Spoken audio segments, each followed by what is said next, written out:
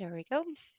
Perfect. And we have a good few people. I'm sure others will join. Hi, everyone. Welcome and thank you for joining us. It's been quite some time since we've convened our SDSN USA members, so it's great to see you all. We have an exciting webinar today, but as you will see, we are actually currently in meeting format. We wanted to make sure that this could be as interactive as possible, so you could get a chance to direct questions directly to our speakers today and to each other just to enable a more collaborative environment. So as the presentation goes along, please feel free to raise your hand if you'd like to state your question directly to the presenter as we go. Or you can wait till the very end and add your question in the chat box, and then we will direct them to the speakers then. Without further ado, I'm going to turn it over shortly to John Dernbach and his colleague Jordan Gerow. Some of you may recognize John's name. He worked with SDSN previously in the America's Zero Carbon Action Plan with Michael Gerard. We're very excited to have him here today to share with you the Legal Pathways to Sustainable Development project and walk through their online database and how you may be able to use that in your efforts to support decarbonization in the United States. John, I think I'm going to go ahead and pass it right over to you if that's okay. Well, thanks, Elena, and it's a privilege to be here and to be speaking with you. The premise of the webinar today is that law and legal change have an important role to play in achieving deep decarbonization, getting to net zero by 2050 or thereabouts in terms of greenhouse gas emissions and particularly carbon. There's a lot of proposals, or excuse me, there's a lot of pathways. There are technological pathways, scientific pathways, education, individual behavior, leadership, all the rest that are needed to make deep decarbonization happen. But one thing that's terribly important is the role of law. I am a professor emeritus at Widener University, Commonwealth Law School in Harrisburg, Pennsylvania. I've been a lawyer since 1978 and have been doing environmental law for state government and in an academic position since that time. And what I'm going to try to explain briefly is the origin of this project, and then I'm going to turn it over to Jordan Gerow. Again, this is how you can use our project to help you find model laws that you can adapt or have adapted to your particular jurisdiction. And the story starts in a way with the publication of this book. And yes, it's a big book. It's called Legal Pathways to Deep Decarbonization in the United States. Michael Gerard, who is a professor of law at Columbia Law School, and I edited this volume. It has 35 chapters written by more than 50 authors who are experts in particular subject matters related to reducing greenhouse gas emissions. And what we asked, the 35 chapters cover every conceivable aspect of deep decarbonization: motor vehicles, forestry, hydropower, finance, you name it. And what we asked each author or author team for their particular chapter, their particular topic, was what recommendations for legal change do you have to get to net zero for your topic? And so recommendations were a really important part of the book. What we did is we came up with, among all the authors, about 1,500 legal recommendations for federal, state, and local governments. We're actually a bit surprised by the number we got. But what we did to make the recommendations more available to people who are working at any particular level of government was to create an index of recommendations by actor. So if you're interested in working at the state level, for example, you'll find all the recommendations related to state government in one place in this index of recommendations. You don't have to parse through every chapter. You can find them all in one place. So that was one step we took toward making the recommendations more action-oriented or more action-friendly. But then we decided to take a second step. Well, the second step was to translate the model law, the recommendations into model laws, and to create a detailed, high quality, peer reviewed drafting process involving pro bono legal work from law firms, individuals, and non-governmental organizations. And what we have now are 80 or so model laws, and we have a whole bunch of other legal resources that are posted on a website, lpdd.org, Legal Pathways Deep Decarbonization.org. The fellow who built the website and who knows it best is Jordan Gerow. I'm going to turn it over to him in just a second. But one thing I want to do before I turn it over to him is to mention that we have a monthly newsletter that describes new model laws and new resources that are on the website. And if you're interested in signing up for that newsletter, you will find a note in the chat. And with that, I'm going to turn it over to Jordan Gerow, who's done just a terrific job with the website and helping with our project. Thank you. I should ask if anybody has any questions, but I think it's more important to let Jordan speak, because I think what he has is probably what will interest you the most.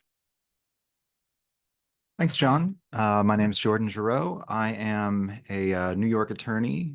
Just by way of introduction, my substantive background is really in utility regulation and community renewables, distributed energy, that sort of thing.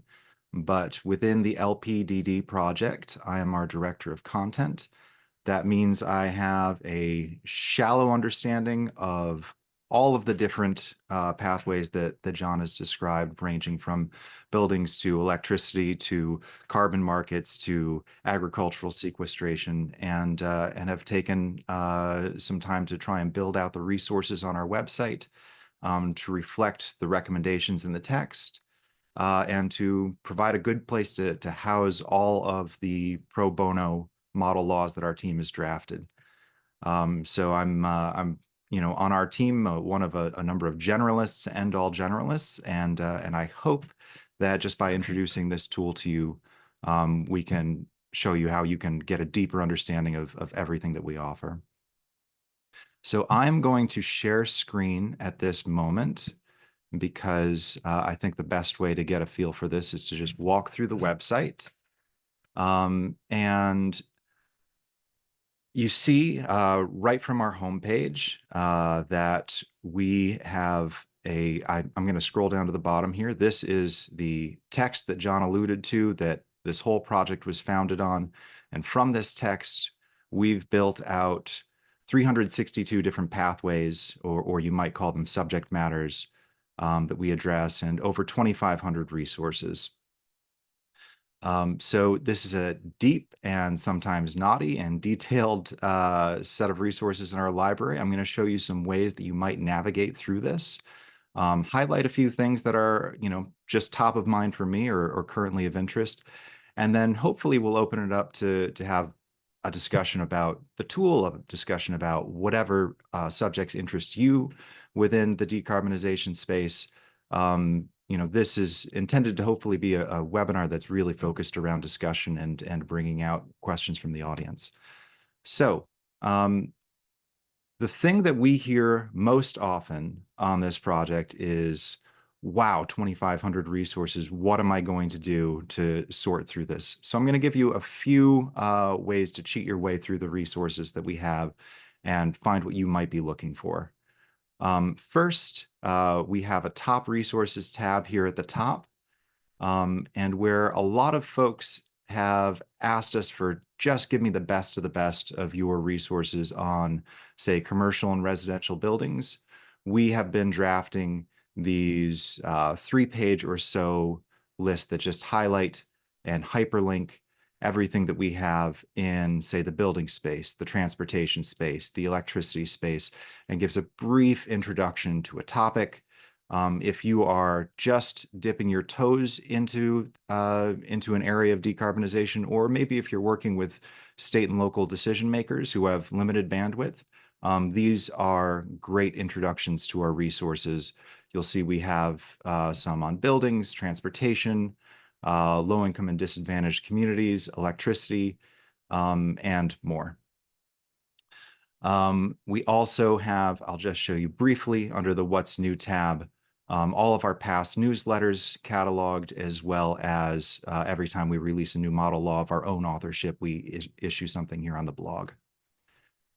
So John alluded to the pro bono process, whereby we go out and we work with over 24 big national law firms that are willing to put pro bono hours into developing these model laws.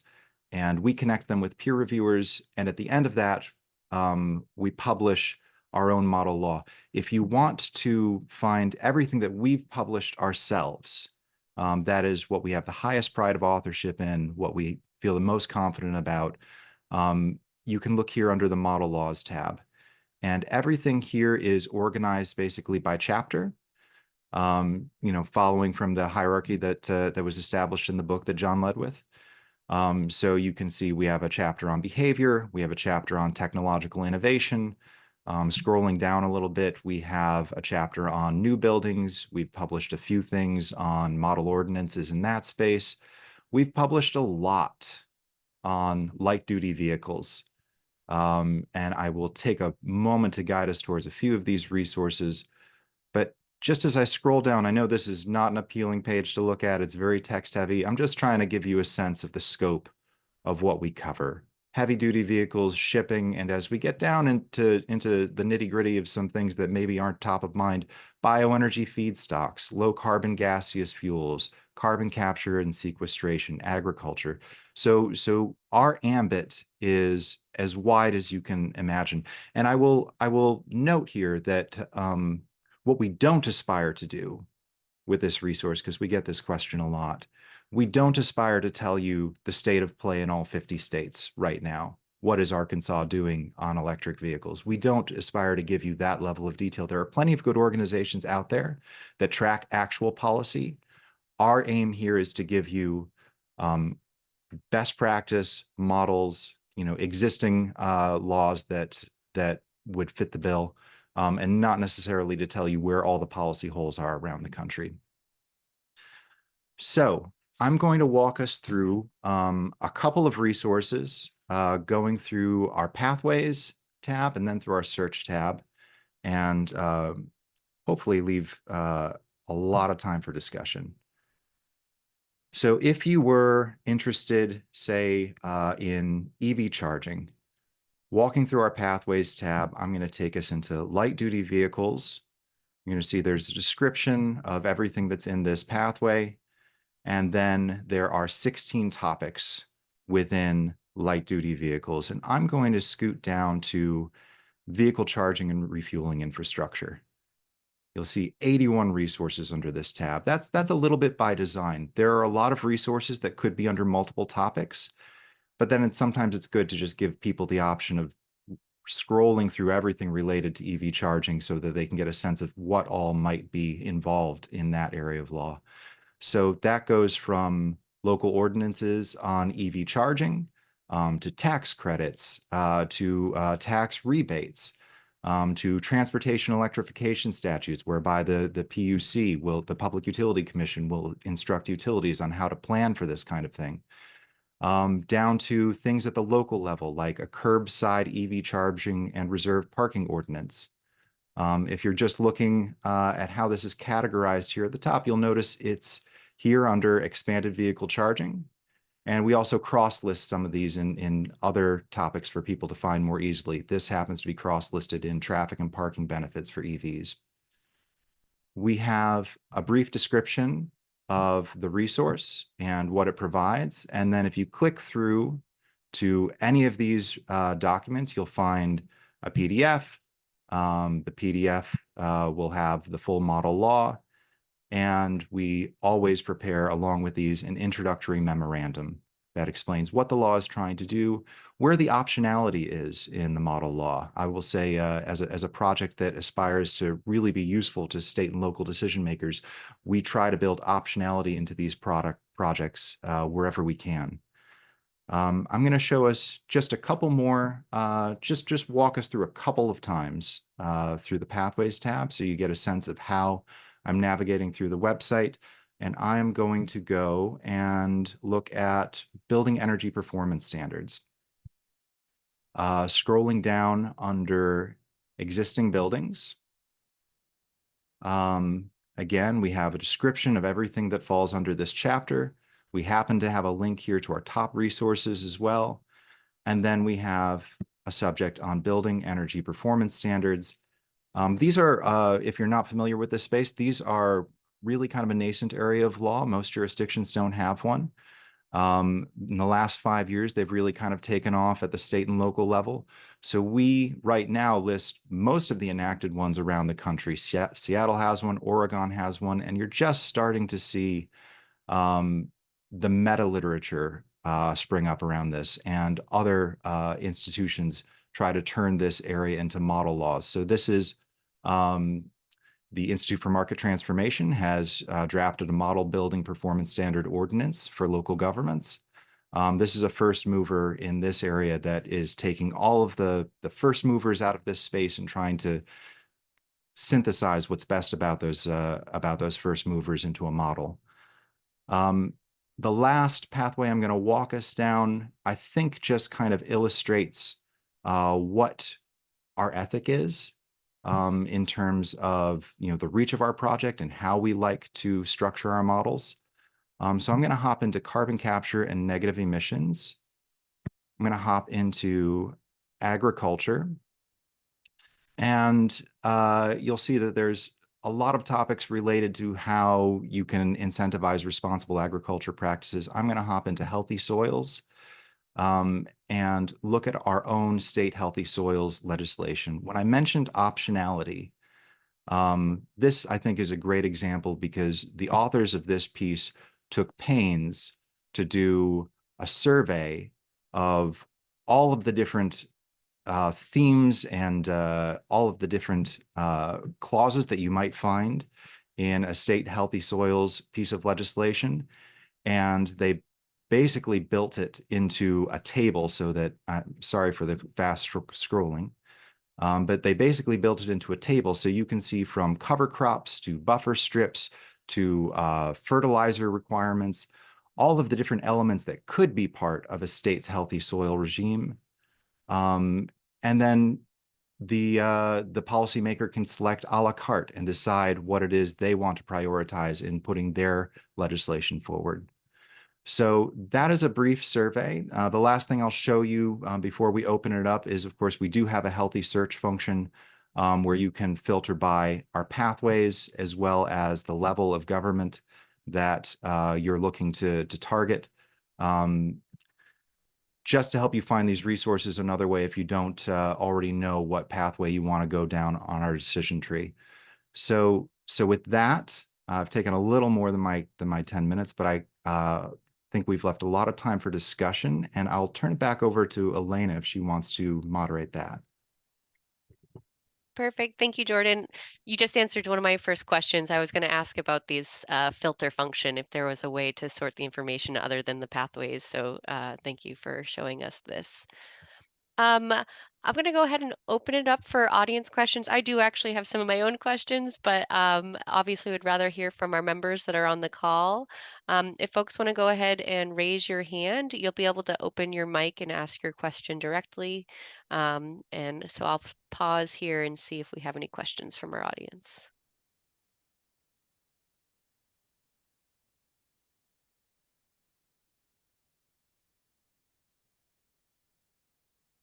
While we wait for questions, just a couple of observations. Go ahead, John. Your audio is a little quiet, so I don't know if you need to move closer. Better still? Yeah, yes, while we wait for, sorry. While we wait for questions, just an observation or two. You will not find another website anywhere that has this level of depth and sophistication on the legal piece of this.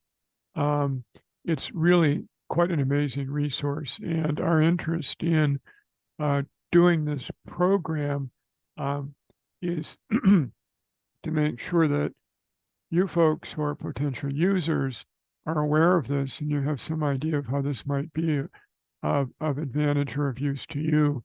You don't need to be a lawyer for this to be of use to you. If you're on a team or working with a group of people, you're interested in achieving a particular result or a particular outcome on deep decarbonization somewhere, this set of resources provides a really important starting point.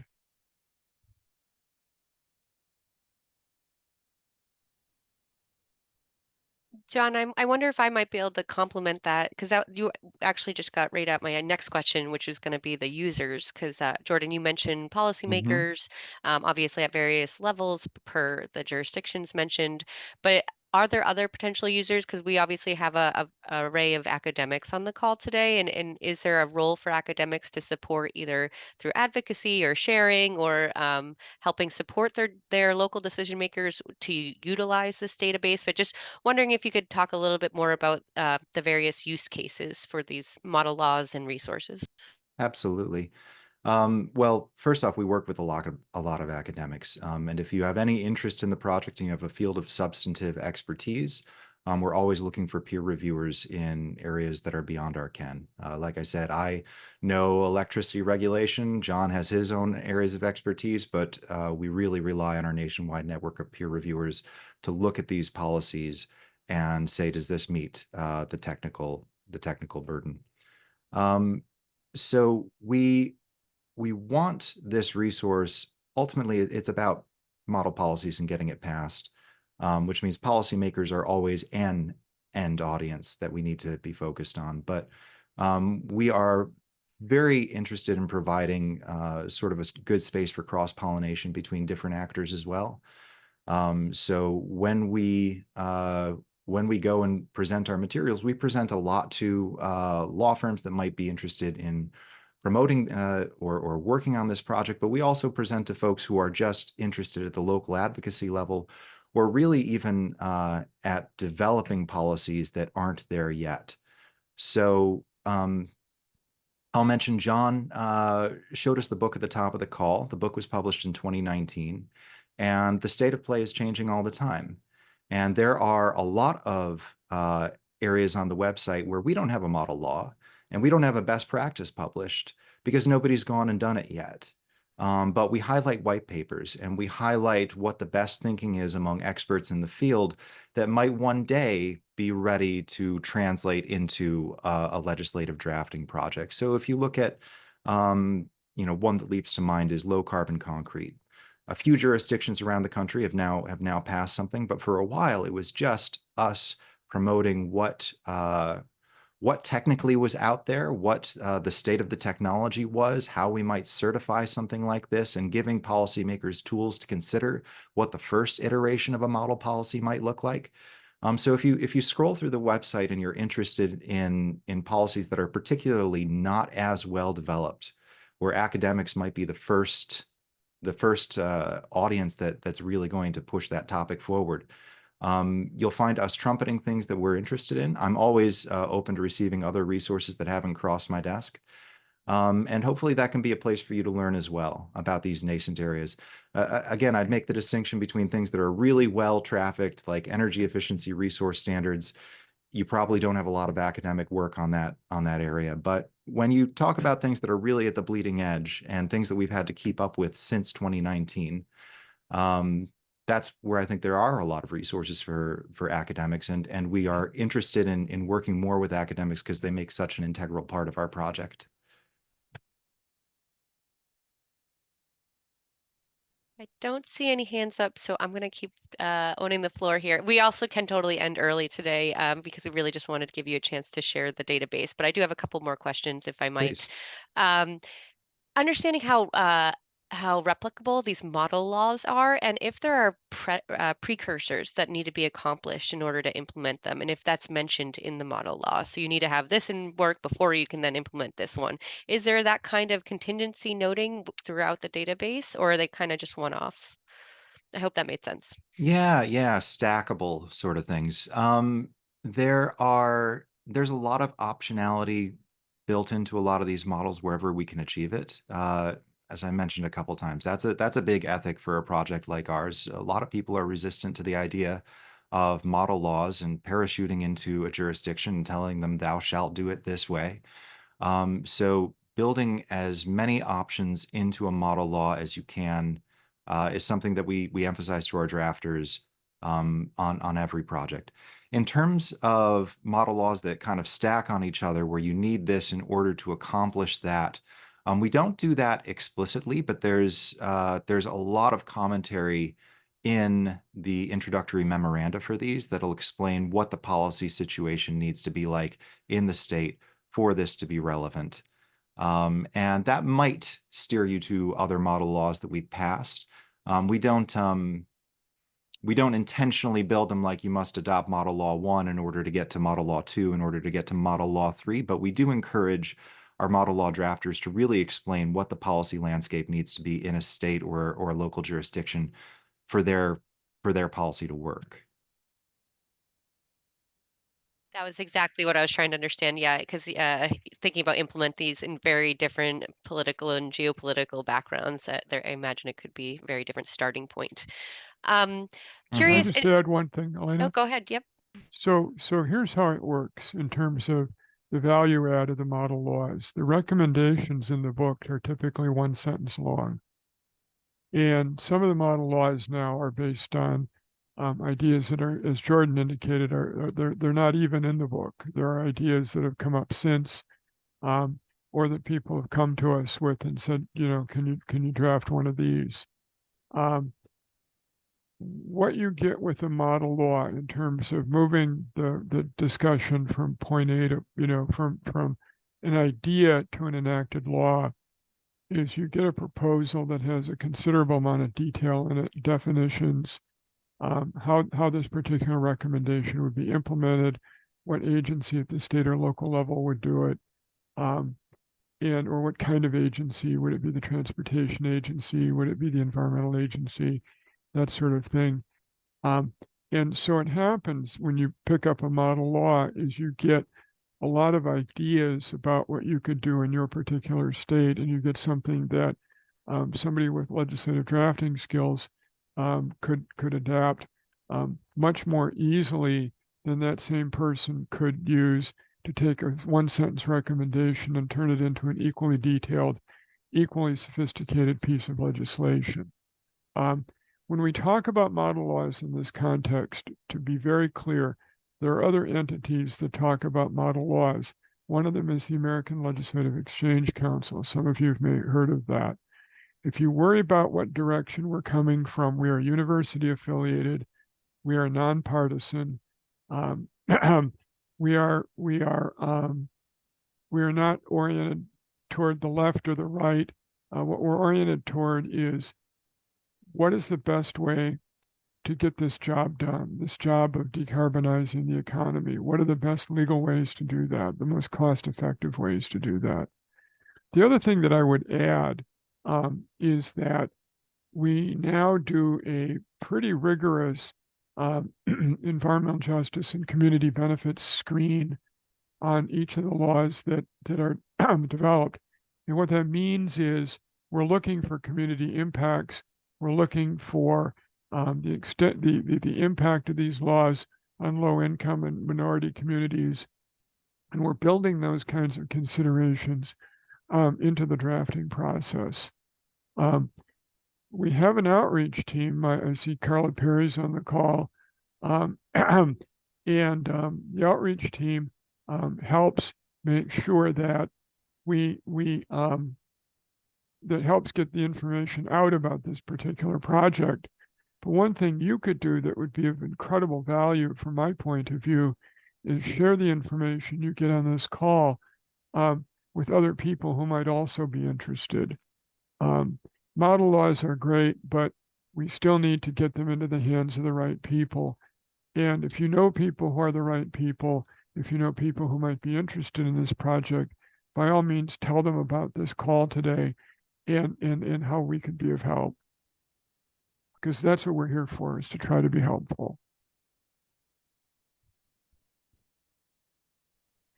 Thank you for that added context, John. That was great. I might just throw out one more question, and then if anybody wants to raise your hand, and we'll maybe just close off there. I'm curious, we've talked a lot about the model laws, but there's also the best practices on the site. And just either you or Jordan, is there a best practice that you're familiar with that you were most excited about, or that was really innovative, very different than what we've seen historically, that you'd like to draw attention to? I'm asking you to pick favorites, so apologies, but just curious if we could see one of those, because I don't think we really saw what that looked like exactly.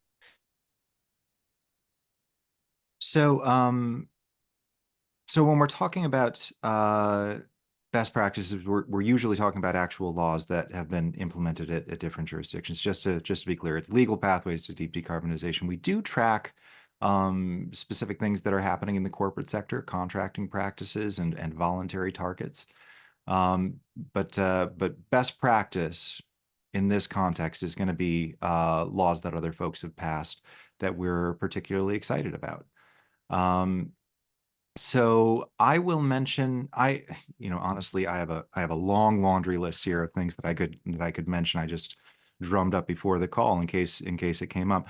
One that is particularly interesting to me right now is using electric vehicles as a grid resource.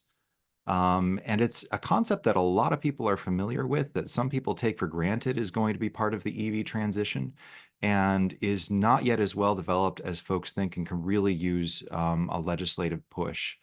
So most EVs on the market do not have this bidirectional charging capability that would be required for them to actually help support the local energy supply. And California in September took a big first step in putting requirements on automakers to actually build that into EVs on a rolling basis over the next few years. That's one element of it, making sure that EVs are there and available for purchase that meet these requirements. Another element is just making sure the utilities and the rate system around these vehicles is there to support this. So, without getting too deep into utility land, I am a utility guy. You need to have a program by which people are going to be paid adequately for using their electric vehicle to help support the grid at different times of day when demand might be highest, when otherwise it would be very expensive for the grid to turn on peaker power plants or even to build new transmission and distribution to help meet local needs.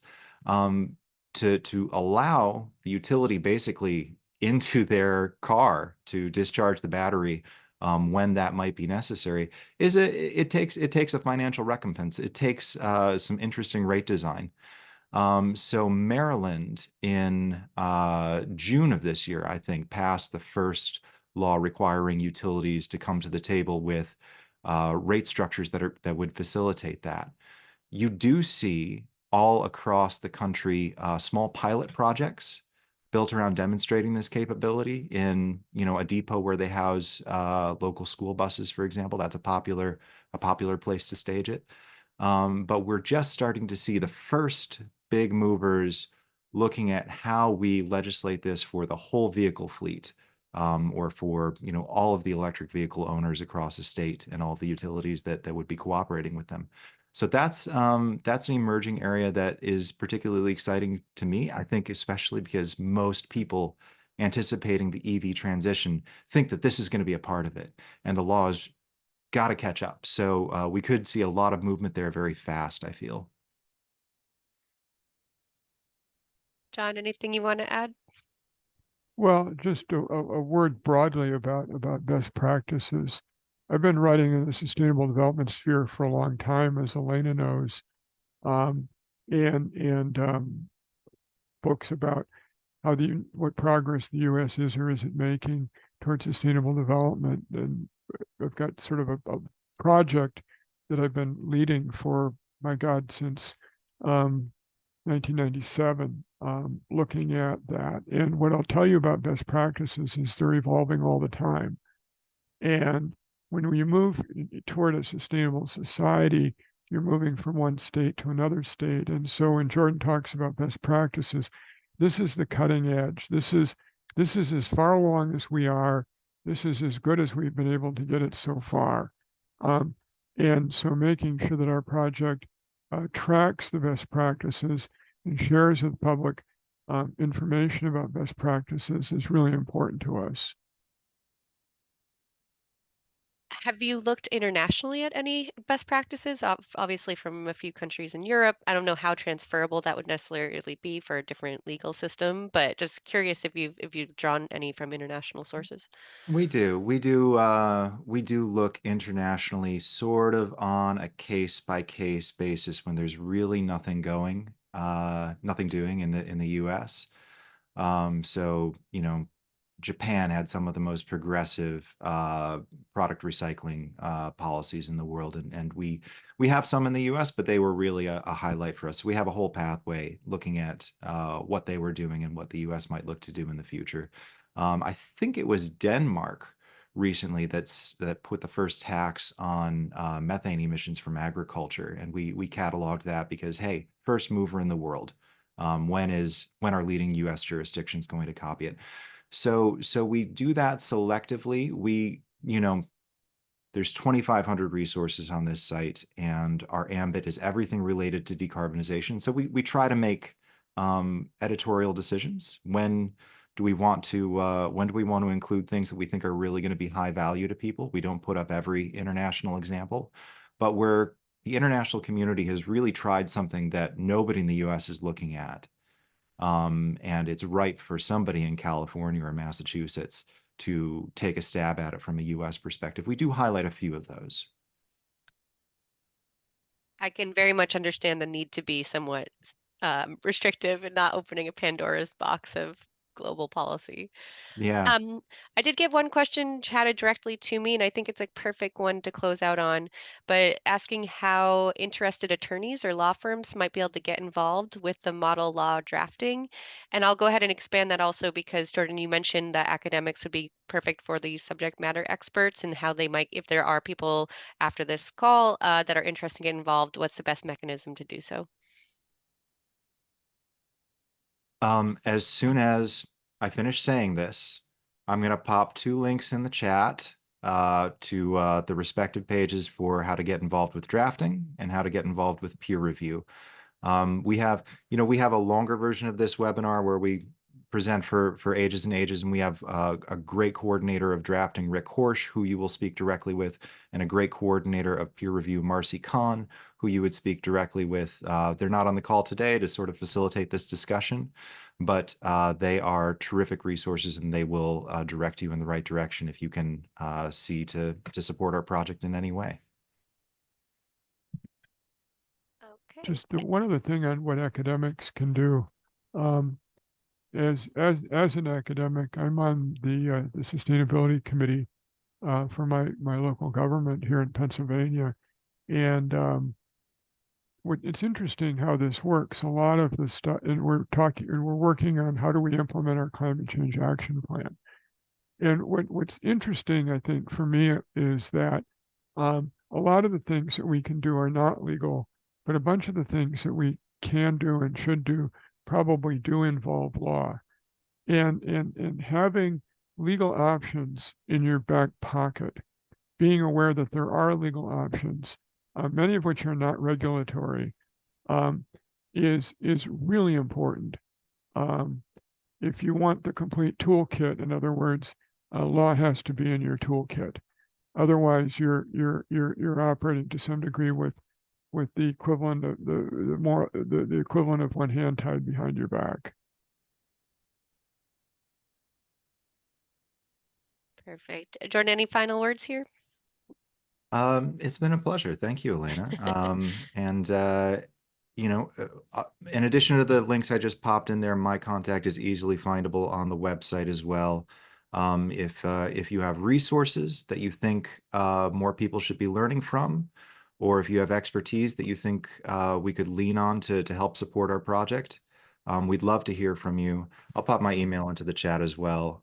It's been a pleasure, and I hope to hear from some folks from this. Fantastic. All right. Well, with 362 pathways and 2,551 resources, I really hope that we can activate our network to continue to share this and grow and build it. And congrats to both you and John for putting together such a comprehensive database that is relatively user-friendly for how complex some of the content is in it. So thank you for that. I don't see any other hands up. So without further ado, please capture Jordan's email in the chat and any of the links that you may have been interested in. You can subscribe to the newsletter, visit the database itself, check out the Legal Pathways book that John mentioned, and also get involved, which is right from the database itself. There's a get involved section. Thank you everyone for joining us today. We will share the recording with our members following this in case there are any details you want to refer to later. And with that, I will thank our two speakers and close us out a little bit early here. Thank you, Jordan and John. It's great to have you. Thank you. Thank you, Elena. And thank you all for joining us. Perfect. Bye-bye.